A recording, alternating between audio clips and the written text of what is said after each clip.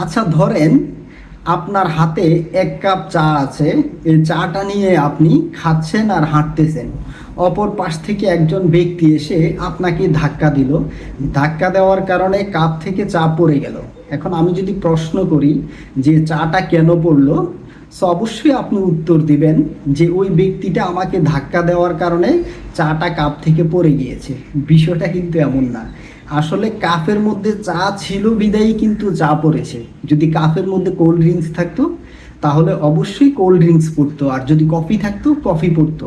তার মানে যেটার ভিতরে যেটা আছে ধাক্কা লাগার কারণে কিন্তু ওইটাই পড়ছে। আর আমাদের বাস্তব লাইফেও সেম। আপনি দেখবেন প্রতিদিন আপনার অনেক মানুষের সাথে কথা হয়, ঝগড়া হয়, ধাক্কাধাক্কি হয়। তো সেক্ষেত্রে ওই ব্যক্তিটা যদি সুশিক্ষিত হয় তাহলে তার কাছ থেকে সৎ ব্যবহার বেরিয়ে আসবে।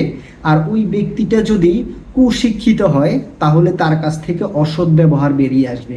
চায়ের কাপের মতো, বা কাপের ভিতরে যে চা থাকার কারণে চা পড়েছে, এই ব্যক্তির ভিতরে দুর্ব্যবহার আছে বিদায়ী আপনার সাথে কথা কাটাকাটি হওয়ার কারণে তার দুর্ব্যবহার বেরিয়ে আসছে। সো এটা নিয়ে মন খারাপ করার কোনো কারণ নাই যে এই ব্যক্তিটা কি বলছে না বলছে, কারণ তার ভিতরে যেটা ছিল সে এটাই বলছে।